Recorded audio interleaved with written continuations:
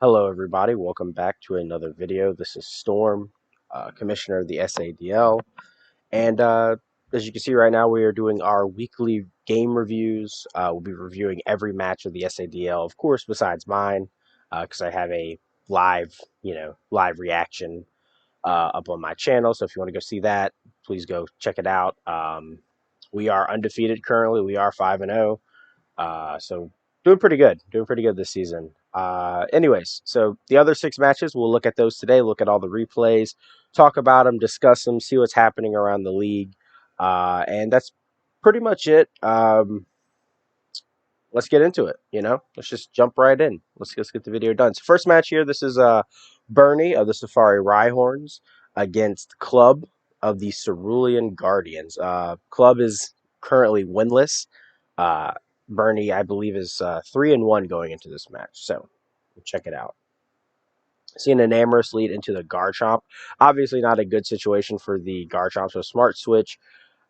Big crit here on the, the Venusaur named Garchomp. Uh,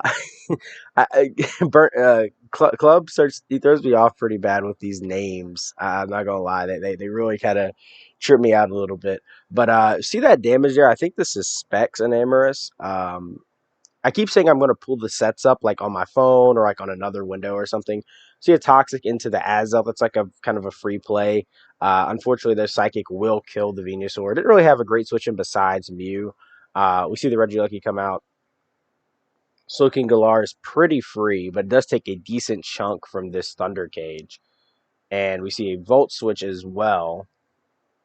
Next up is Charizard. Future Sight into the Charizard spot, and we see once again the Terrifier overheat plus a crit. I don't know if that crit mattered. That did a lot of damage to that Slowking, and I understand the hesitancy to switch in. I think Rhydon probably takes a huge chunk from that attack as well. So Bernie doesn't have a lot of options to switch into that on his team. So we see him take the drop the kill there on the. And it's not like the Slowking was going to do a lot anyway. See another, but I think is he running double specs? That was a lot of damage right there. Uh, we see the Garchomp come out. It's very interesting. I think it's a very interesting play to see the Garchomp come out because obviously it's special attack, the Hydreigon special attack drop, and in theory Garchomp is faster, but if it is a potential Scarf, then that's a bit of a risky play. But I guess it's it kind of worked out for Club here. We see him get an SD on the switch to the Rhydon. And unfortunately, this Enamorous comes out, and it kind of walls, what Garchomp wants to go for. Moonblast into the Blastoise. See an Ice Spinner. Interesting. I mean, obviously super effective damage. Thunderbolt with a crit. That crit might have mattered because I do think that Blastoise was Assault Vest. So unfortunate there. We will see the Garchomp come out. We see the great Tusk play. Obviously, it's not going to take a lot. It is booster speed. Ice Spinner does not kill. Rough Skin, Rocky Helmet, nice chip. Earthquake to get more chip. And a Headlong Rush. Probably going into that, predicting a Charizard, figuring either, no matter what move he goes for, he'll die to the Rough Skin and Rocky Helmet chip. So might as well try to predict the Charizard. So we see both of them go down. Charizard comes back out, obviously very threatening. Enamorous Earth Power does 100%. Yeah, this thing is definitely specs. Mew comes out, takes 40%. Psychic does this, and basically, I mean, there's not really much left to this game. Mew can't 1v1 everything. Rhydon comes out. Giga Drain does a lot. I'm surprised it did that little. Obviously, I know Eviolite makes this thing very bulky. We see a switch to the Hydreigon, obviously, mostly being able to wall this Mew, it seems, with only Psychic and Giga Drain, and Dark Pulse finishes off. Really, this Hydreigon is faster. I think it might have been Scarf. But either way, 3-0, another victory for Bernie. He will obviously advance, stay pretty strong in the standings. Club is yet to find a win. So we'll see how that changes as the league goes on. 0-5 on the season. Bernie 4-1 on the season. So we'll move on to our next match. This was a highly anticipated match by two of I guess I'll say my favorite players in the league. Two guys I have a lot of high expectations from. That being Manny of the New York Munchlax and Jake of the Washington Wishmakers. Both of these teams I expect to see in playoffs. I think they're both phenomenal teams and phenomenal players. I was really looking forward to this match. I managed to watch it live. I think as you probably see on the right, you'll probably see me join the match at some point. Anyways, we see a Swampert lead, and this Swampert reveals. I'm pretty sure this is banded based on that damage. That is a lot of damage for a flip turn to do. I'm surprised Icicle Crash didn't do more if this is banded Swampert, but flip turn does huge damage to the Chin Pow, and we see a Hitmontop come out. It's not Intimidate. I'm a little surprised by this, but the Hitmontop does come out. Mach Punch to the Quackleval reveals that it is Rocky Helmet. Swampert comes back out. Quackleval gets a free roost. We see an Aqua Step that will finish it, get the kill, and now Quackleval is obviously +1/+1. Espeon comes out, fearing Scarf. We see the Tinglu come out. So I get to the Tinglu spot. Okay, so yeah, like I said, I was watching this battle live. I was not a huge fan of this psychic play because obviously 1, 2 dark types. Uh, Manny brings 4 Pokemon that are weak to, not weak to Psychic, weak to Fairy, into a team that has Valiant and a potential, uh, Terra Fairy Espeon that we've seen earlier in the season. So I don't say this is necessarily bad prep by Manny because I think he has the tools to overcome it.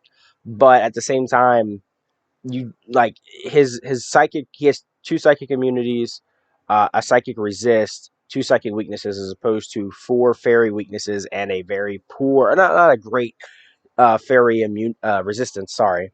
So I don't really like the psychic play here. It lets in the Tinglu for free, obviously, as you can see, and a Stone Edge miss. So Jake getting a little bailed out. We see a U-turn. I would have loved to have seen a Will-O-Wisp there, honestly, if it had it. I don't know if it did. I would love to have seen a Will-O-Wisp into that Tinglu, just to limit it. Earthquake does a huge amount of damage. This Tinglu is Assault Vest, so it does live that very easily and takes out the Iron Valiant. I don't know if that Valiant was Specs or not. That Moonblast did 40%. I mean, obviously, Tinglu is extremely bulky between Vessel of Ruin and Assault Vest, so it's not going to take a lot from any Moonblast. So we see the same exchange with the Quackleval into the Hitmontop.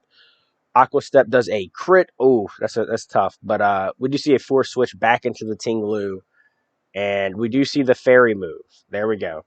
But unfortunately, it's not enough to pick up the kill. Tinglu will grab another one as he throat chops. Very smart throat chop to potentially grab the any of the switch ins. I obviously it's very possible the Hitmonlee comes out. But throat chop guarantee the accuracy there. Preserves it. We see a Glamora. Nice switch in the Glamora to get your toxic spikes up. Obviously, they don't have a lot of value at this stage. It turns out that this is he has. I think both of these are boots, and this is a flying type, so not really much value there. See a Mach Punch come out, Rock Polish on the Glamora. I would have loved to have seen because in this situation, this Hitmontop does not have to Mach Punch you, right? It could close combat you, it could do anything. So I don't know if the Rock Polish there was like the best play. I think you're just better off getting damage. And it reveals to have Bullet Punch. I don't know why he Mach Punched the first turn either. Kind of doesn't really make a lot of sense. Um, I mean, I guess maybe Mach Punch is better neutrally. I'm not really sure what the idea behind that was. We see the Meteor Beam come out, and it misses, unfortunately. But Mach Punch will be able to clean it up. So very unfortunate miss there. Very a little bit of a hacksy game. We see an agility come out from the Latias. Sucker Punch, Calm Mind. Stored Power does not do a lot. U-turn, nice little U-turn there. Not trying to play the mind games, but does activate the weakness policy. Unfortunately, goes into the Moltres. It of course will die to a stored power. And we see some more Sucker Punch mind games here. I'm glad to see Sucker Punch on this Cinderace. I'm not sure. I can't remember the set from last week when I played Jake. I don't remember if it had Sucker Punch. Um, we see that I don't know if that crit mattered, but do see Manny loses the Sucker Punch mind games. unfortunately. But this does give him a free switch into Quack, which does very well into uh, does very well into Jake. Aqua Step does 34. Mach Punch, of course, does. Nah, yeah, we've seen that damage all day. Unfortunately, it takes a Rocky Helmet chip there.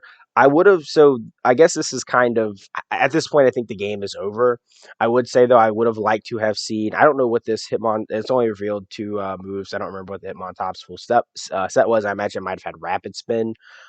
If it had like close combat or a stronger move than Mach Punch, I would have loved to have seen you risk the Aqua Step roll because it did 34 on the first one. I think you had 33% HP left. I would have loved to have seen you risk that roll, try to kill the Quack with a stronger move, and then just to help differential. Really, that's all it is. Because obviously, you get to that position. There's a and you might have. I mean, it's possible to win, really and truthfully. I know this is Terra Electric Torterra, so I think that probably would have gotten probably secured the win. But like Ace can sucker punch Chin Pao. King Lu has 1% HP. This has 15%. So then it really comes to can Ace 1v1 the Torterra. So I would have loved to have seen the when you mock punch, you take the Rocky Helmet chip, and then you're guaranteed dead to Aqua Step. Is basically what I mean. And of course, now this Quackleval is faster than this Cinderace. So that's like a little like play at the end that could have made the game closer. Potentially like a 2-0 or even a 1-0 really could have came out from that. So that's just kind of I don't know, say like a misplay because I don't know how much I don't think it would help him win. But once again, differential means a lot in this league because that is of course um, the like first tiebreaker. Basically, obviously, record is most important. Then we go by differential. So I would have liked to see that in game play out a little better. But Manny with a very strong win of 4-0 against Jake. I hope to see both these teams in playoffs. Like I said, I think they're phenomenal players. So our third match we'll be looking at is Board Addict of the Minnesota Glow Kings versus Vanny of the Diamond Defenders. Vanny is sitting at 2-2. Board Addict also sitting at 2-2. So this is a very big kind of pivotal point for both of these guys in this league. Um, we will see the Hatterene lead into the Milotic. Okay, so I think I don't know if I watched this battle live or I wound up watching the replay shortly after it's posted. Vandy, if you're watching this, please use your water moves on your Milotic. I ice beam fishing for ice beam freezes is nice, but I don't think you've gotten a single freeze anytime I've seen this Milotic. Use your water moves; it's stronger. If it's running Scald, then the burn is more. I mean, the burn is more likely than the freeze, and it's going to help you out. But anyways, immediate switch to the Gardevoir. I do like this play right here because this is Trick Scarf Gardevoir, and he does trick the Hatterene. Very surprised to see this Psychic Noise come out. Um, Now this is another play too I did not love. Now he goes into his Rhyperior on the Psychic Noise. Now this is a +2 Hatterene. It's going to do a lot of damage to this Rhyperior. I would have preferred to have seen the Darkrai. Now it kind of works out a little bit because the Scissor comes out, and obviously Scissor is going to threaten Darkrai.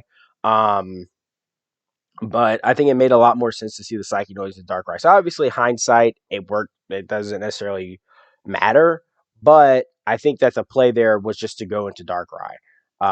Anyways, see U-turn. That's obviously a very banded Scissor, and we see the Gliscor come out. Rocks go up. Start seeing some toxic spikes. Rock Blast into the Gliscor does nothing. I would have loved to have seen Ice Punch on this Rhyperior for this. Threaten it a lot. See a Dragon Tail come out. It's very I like that tech for the shuffle. See the Alola come out, but unfortunately it's not good for Rhyperior. Gets a crit with the flip turn and a nice go into the Hatterene. I do like how Vanny was able to get his hazards up against the Hatterene though. It's very good positioning from him. But immunes the Dragon Tail and the Draining Kiss does a decent amount. Also another thing too, I don't know if this Rhyperior has Earthquake. I'm going to assume it does. I've seen Vanny go for Rock Blast a lot. Um, Rock Blast has more potential damage than Earthquake, but Earthquake is more guaranteed damage. I would like to see you go for Earthquake more as well because you can see you only did 19% there. Hettering does heal up very nicely though with the Draining Kiss. We do see unfortunately that this is not a boots Darkrai, so it will take poison damage. Draining Kiss does a chunk. I don't hate the nasty plot here. My biggest problem is that Darkrai did really well into Board Addict's team. Mian Chao obviously is slower than it, so it can psychic it very easily. Biggest threat would be Scissor, being able to threaten heavily with the bullet punch, but like it breaks his defensive mon so well. And basically, if Tornadus Therian isn't like Assault Vest, it's going to take a lot as well. So kind of throws it away here, setting up, tries to do the psychic to predict. Gets a crit very luckily. I don't know if I hate this psychic play, but you have to think is that sometimes when you're in a position with Board Addict, like when you're down, I always say, you need to play aggressively. That's true, but you also need to play aggressively smartly, if that makes any sense, right? You need to realize like Board Addict has got enough mileage out of this Hatterene, and you need to kill what's in front. If he switches into something that resists the Dark Pulse, and he only has one switch, that being the Mienshao, it's going to take a lot of damage because Mienshao is not a very bulky Pokemon, and you are faster than the Mienshao. So I don't know about the Psychic. I think it's just an over prediction, really. Just kill what's in front of you. That's a very good idea when you're in a lot of scenarios. We do see the Archelodon come out. It will finally kill the Hatterene. Now we see the Mian Shao come out. U-turn though, I like to stay in from Vandy. I don't know if he necessarily predicted the U-turn or was just like, I don't fuck it. Um, we'll see a Draco come out. That's not a bad play at all, but this is a very specially bulky Alola Mola. Uh, nice body press, realizing, of course, obviously that your special defense has been dropped. But now, of course, the Glide score comes out, and you don't really do well into that. So you see the combo come out. Of course, unfortunately, it takes toxic damage. Knockoff to get rid of its leftovers,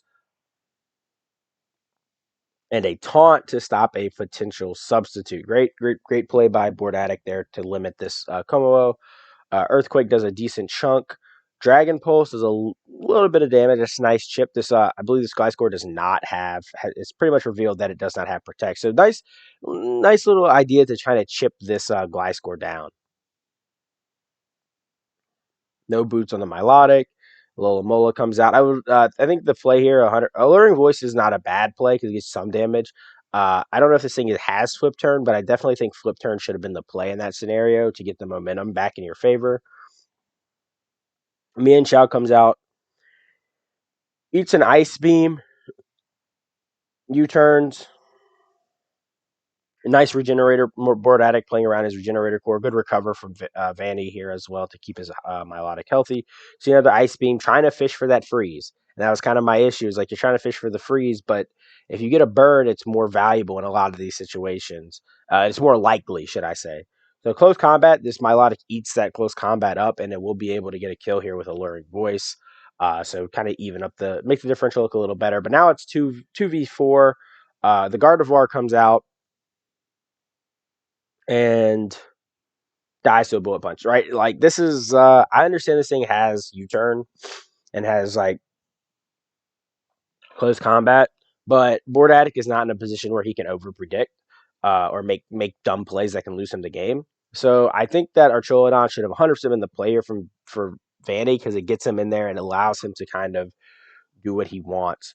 I would have loved to have seen a electro shot on this play. This thing does have electropod. I think it's probably AV4 attack. I think is what it is. I would have loved to have seen an electro shot on this play, because even if it doesn't, uh, like even if he plays around it by pivoting to Gliscor or something like that, a you get the +1 special attack, and his team doesn't switch well into that. We see the electro shot too late though, unfortunately, because now he can just go right into the Gliscor to eat the electro shot. Yeah.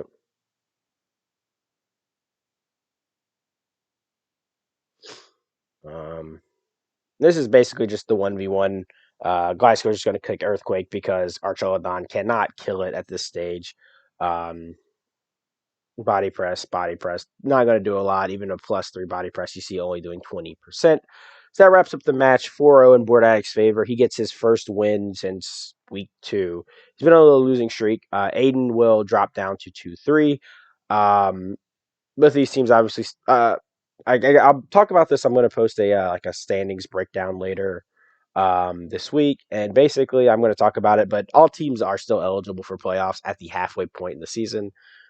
Next week, though, will pretty much determine when teams start to fall out of the playoff race. So either way, we will move to our fourth match with its Titan HD, our one of our co-commissioners, coach of the Turin Trevenants, versus Tanner, coach of the Chicago Toros. Both of these teams are winless going into this match, so we will have a one-win team after this game. So pretty, I don't want to say like exciting, but it's kind of like, oh, yeah, finally we get to see some people come out on top, win.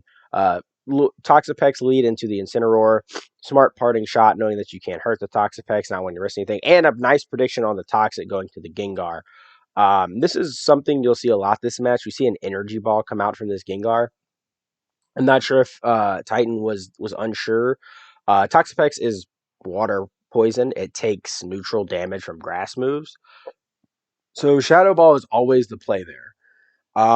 So the Energy Ball does absolutely nothing to Amoonguss. Would have done nothing to Toxapex probably as well. So obviously Shadow Ball is the correct play. We see a Roaring Moon switch into the Spore. Now, obviously there's nothing on Titan's team to eat the Spore, but Roaring Moon is probably the Pokemon you want to eat Spore the less because as you can see, it burns its booster. Grimmsnarl comes out obviously.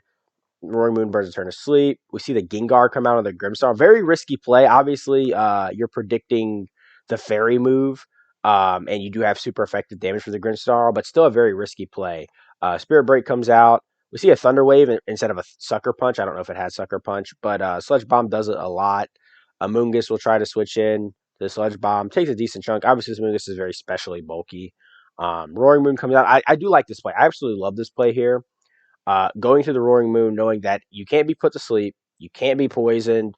This thing was running Hex, takes absolutely nothing from Hex, even though it is asleep, and it also allows you to burn a sleep chance. This is very smart play here by Titan. Urshifu comes out knowing that, of course, Roaring Moon will stay more likely to stay asleep. Landorus into the Urshifu, close combat into the Landorus does nothing, and I think we see Rocky Helmet Chip. I think good chance to get his rocks up. Toxapex, little weird to see this Toxapex switch in.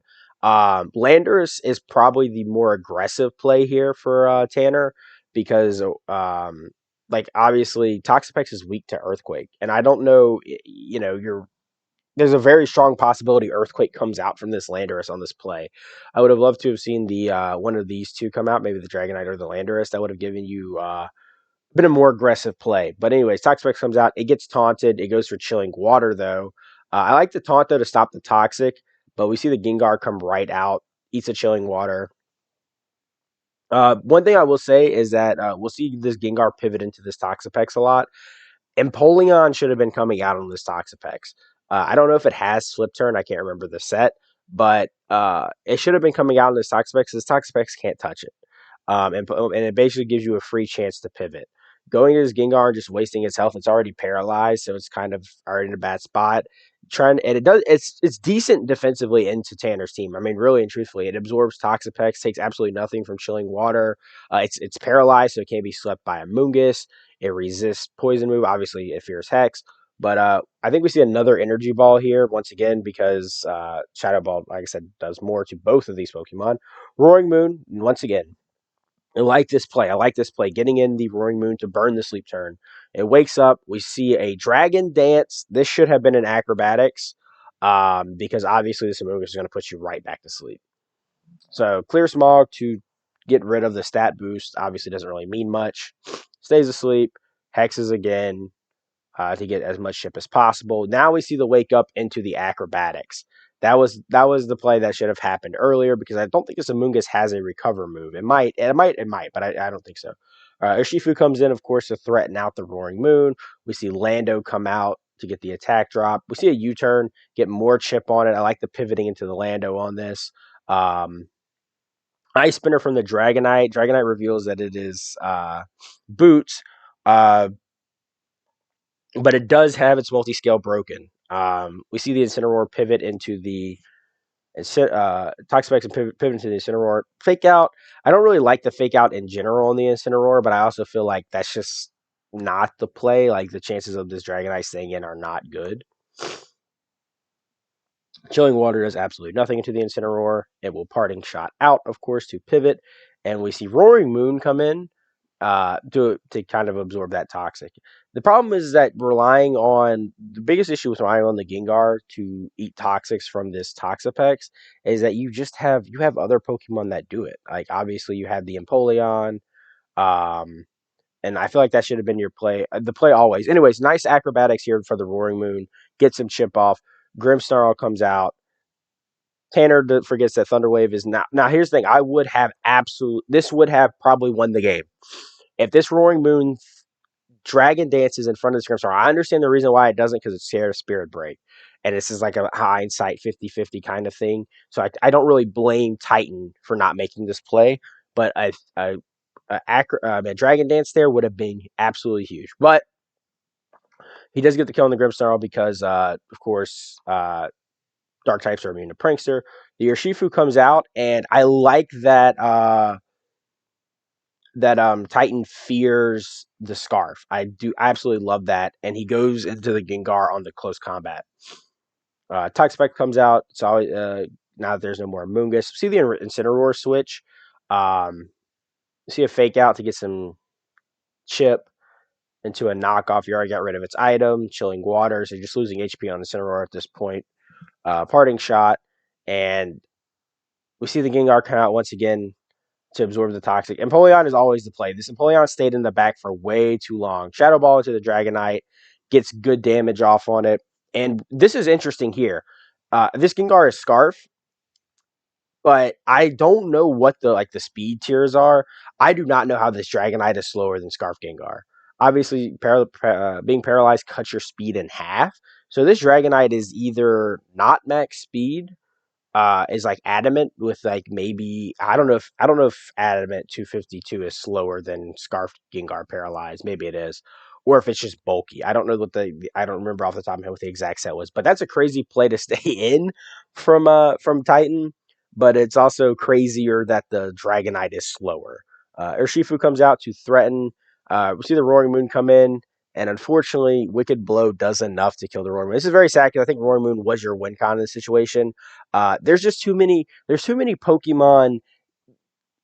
Titan was not in a position where he was overmatched this game. He had so many good switch ins, and I feel like sometimes he made the wrong switch ins because the Roaring Moon, which is very valuable and has a chance to win this game, die here is not great when there's a Zamazenta in the back who resists Wicked Blow and has +1 defense from close from Dauntless Shield, and Incineroar who can intimidate this thing. I feel like those two are better switch-ins at this point instead of losing your Roaring Moon for no reason. We see the Incineroar finally come back. Toxapex. He keeps doing the fake out into this Toxapex, and I guess it's free chip, but I think pivoting on the turn the Toxapex comes in is more important than uh, like faking out and then parting shot. Chilling Water into the Gengar. We've seen that a billion times. And now the Gengar finally starts clicking Shadow Ball into the Toxapex. Um, Finally, we see a paralysis. No special defense drops. Another paralysis of getting very unfortunate with the hacks here on Titan's behalf. Disable on the Chilling Water. So then the Toxapex starts clicking Toxic Spikes. Now, obviously, there's no hazard clear on the side of Titan's team. So these Toxic Spikes are free, except for the fact that Gengar is able to clear them up. But we don't see him pivot out, and this is a big misplay in this end game. Obviously, losing the Roaring Moon the way he did. It's a very winnable match for Titan from this spot.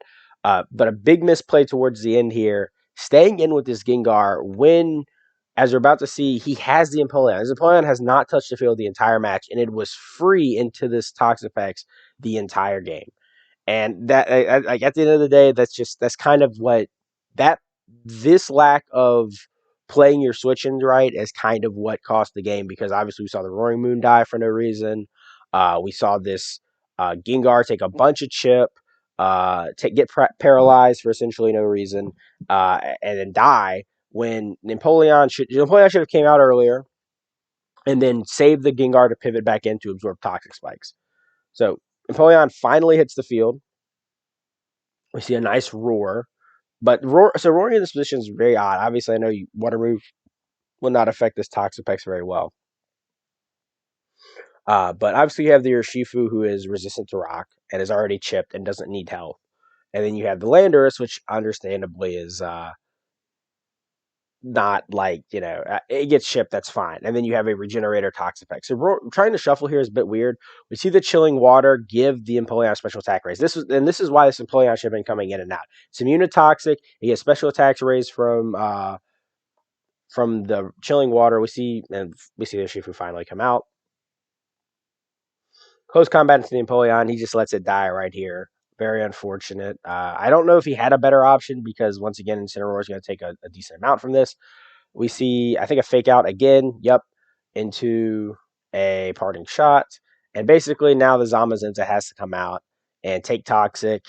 And I will say this. So I think this Toxic Spikes had Toxic Spikes and Toxic, which is very uh, I don't think it's bad. I don't love it. I would have loved to have seen a haze on this because, well, I say a clear smog. Yeah, a clear smog on a Munga. So he did bring ways to clear stats, obviously, with Titan having a bunch of setup sweepers. But obviously, this thing had Toxic, so it could always Toxic Zamazenta. But there is no Scald or Toxapex does not have Scald this generation, so it can't like burn the Zamazenta. So Zamazenta can get a lot of setup turns, and he starts Iron Defensing up. But at this point, it's just too late into the game. There's nothing that can be done. The Zamazenta had a chance to like get +6. I mean, 25% is not bad at all at only +3. So this Zamazenta had a huge chance to like do a lot into this Toxapex. We see the Heavy Slam now. It just doesn't matter. I would have loved to have seen the keep going for the body press to see the crit. I do like this crunch to try to get the defense shot because it does get it, but unfortunately Zamazenta will die here to Toxic, I believe. Yes. Incineroar comes out and it cannot 1v3 in the situation. Toxapex alone can probably just kill 1v1 it.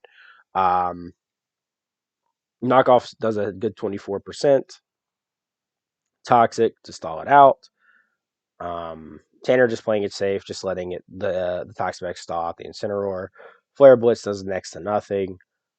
Chilling Water. So this Toxapex was hard. So I say hard. This Toxapex was not the easiest for Titan to break. I think obviously like Specs, Gengar would have done a lot better. But also at the end of the day, this Toxapex did not have to do what it did. Empoleon was there. He played around with his Roaring Moon very well at the very early stages of the game. Uh, and I feel like he could have capitalized off of that. Um, Tanner, on the other hand, basically just did what he needed to do. He played around his defensive pivots.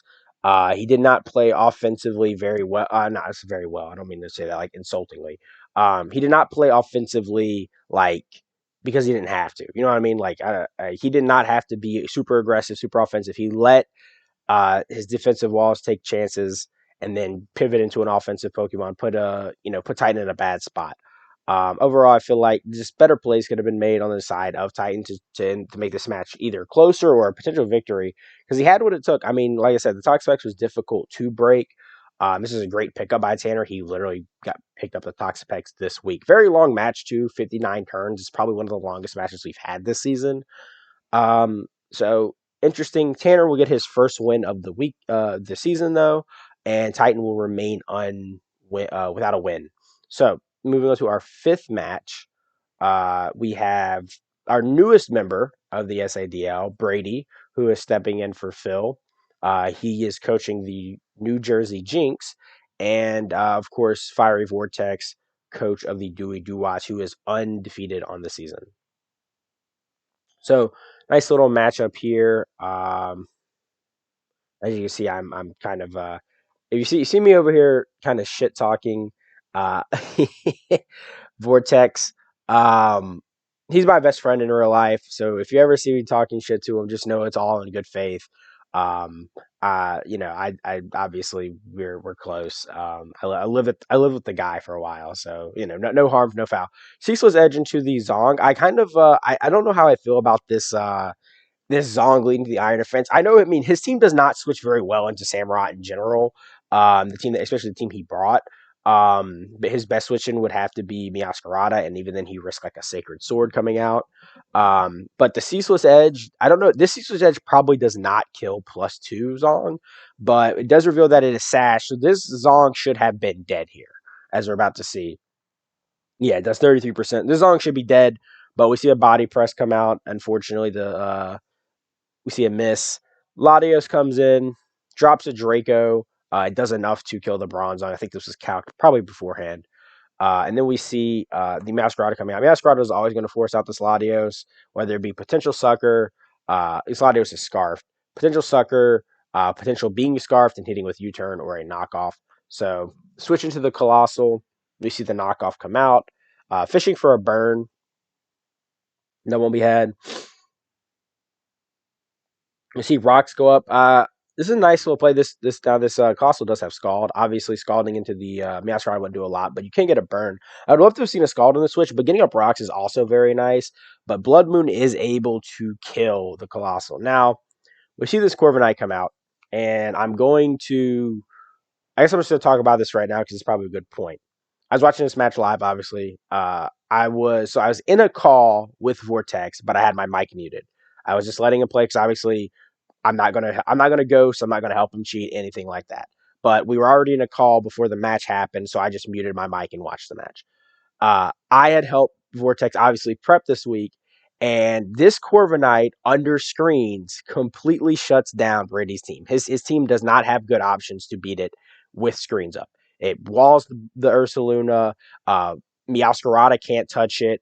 Palafin does like 40, doesn't even do like 40% to it with like banded wave crash.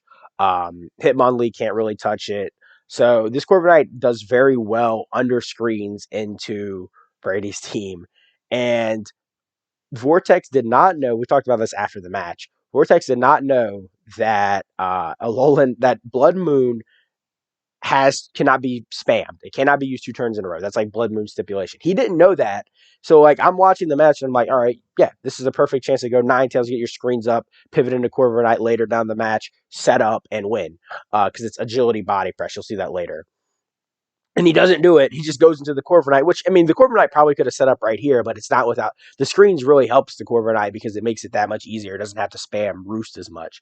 It can live moves more comfortably. But unfortunately, because Vortex did not know that Blood Moon can't be spammed, we see the Corviknight come out here early, and we see an immediate switch into Baxcalibur on a Focus Blast. Now, this is. Vortex is super lucky this Focus Blast missed. Obviously, this is a series of misplays and just errors on the behalf of Vortex. Nonetheless, we see Icicle Crash come out. No flinch, goes for the easy Blood Moon. Baxcalibur takes a shit ton. And we see Icicle Crash finish off the Blood Moon. So even 4-4, here we go. Accelerock comes out from this Lycanroc. I think the pivot to Corviknight would have been a little bit better here just to preserve Baxcalibur. But once again, because as you're about to see, he has to go, not has to go the Latios, but Baxcalibur dies there, and you still can't go a little Ninetales reliably. I think it probably dies to Accelerock from Latios. So I would have loved to have seen a Corviknight come out and then either try to pivot around that or either Corviknight come out on the Accelerock or Corviknight come out now. But we see some big chip on the Latios, but it is able to pick up a kill with Surf. Meowscarada comes out, obviously resisting the Surf and threatening. I believe this Meowscarada was Scarfed, so it always wants to come out anyways. U-turn here, very lucky. I mean, Corv didn't need its leftovers this game that much, but uh,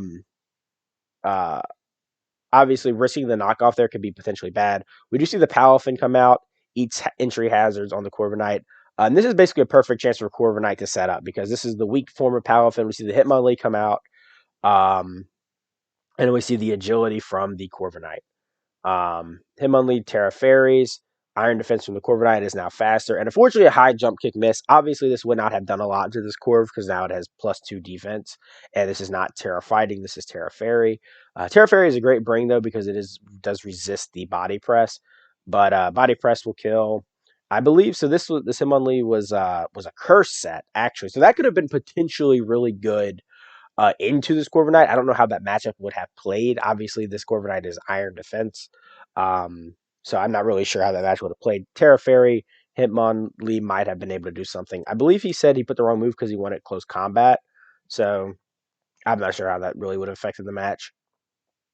Palafin comes out, fortunately dies the body press, and basically the Corviknight is in the position to win. The position that it needed to get into.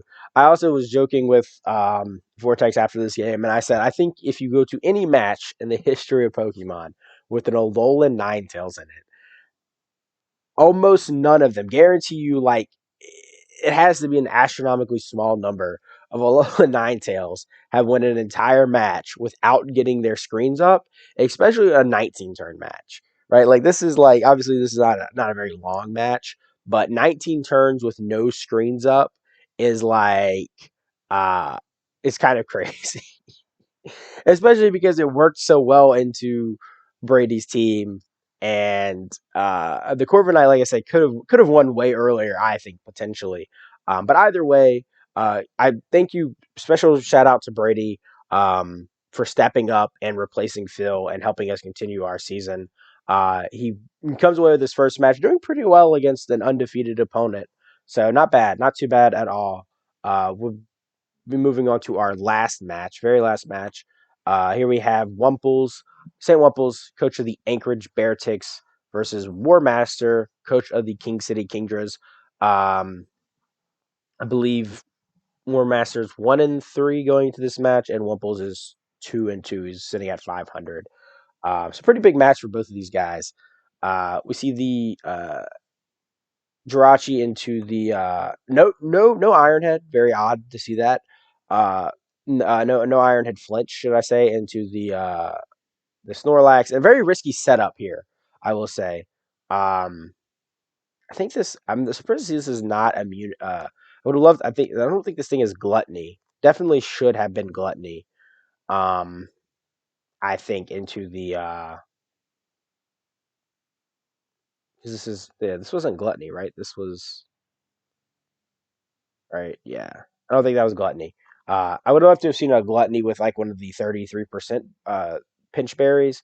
That would have been better than still's light clay from the Jirachi, unfortunately. And now I think this Snorlax does die, unfortunately. So a bit of I would say a throwaway there. Um, Fortress into the Jirachi.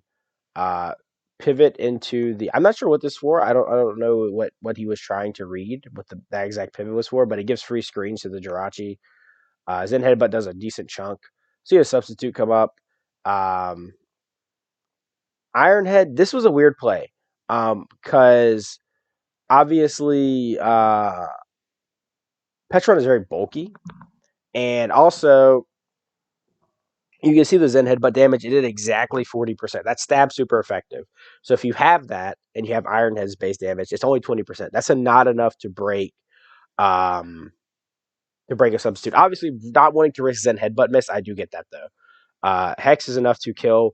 Also, not light. I don't know if this thing had light screens. I'm assuming. Also, if you see over here, this over here in the chat box, I was like, I joined the match and was like AFK, like I was away from my keyboard, I was handling something else. I come back and see I missed the first couple of terms, and I saw Belly Drum something, and I was like, wait a minute, is this Belly Drum Covet?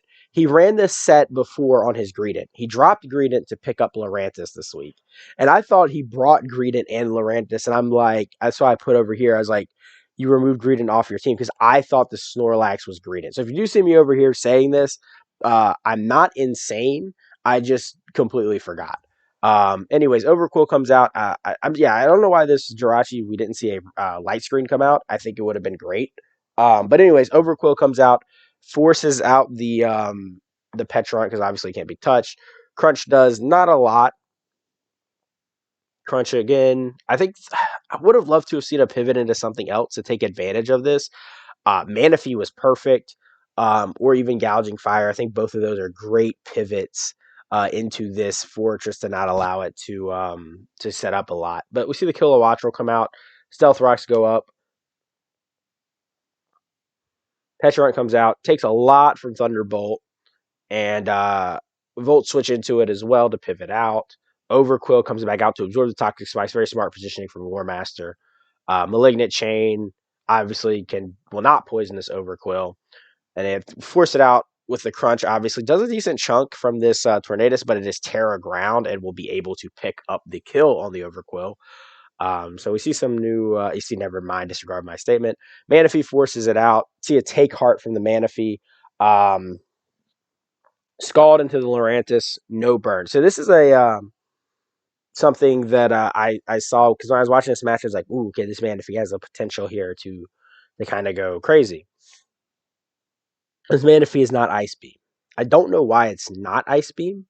The only reason I could think of it's Psychic. The only reason I can think of Psychic is for Petrant potentially, and also Iron Bundle. You want to do as much damage to Iron Bundle as possible, especially because it can freeze dry this Manaphy. But this, I think Ice Beam fits too well here. Obviously, it deals with Lurantis. Wait, actually, you know what? I actually am blanking. I will say I will give War Master more credit. Psychic is better, of course, for something like Urshifu Rapid Strike. So actually, I do see the value in Psychic, I will say. But not having Ice Beam, I think, is a bit odd, just because you always want that Water Ice combo. And like, Urshifu doesn't want to mess with the Manaphy too much, anyways, because of the potential Scald. I mean, you Scald burn the Urshifu, it doesn't matter. If you kill it, you burn it. So I think Ice Beam overall, obviously, hindsight is better, or it's 50-50, or 2020, not to say, not 50-50. Hindsight is always 2020.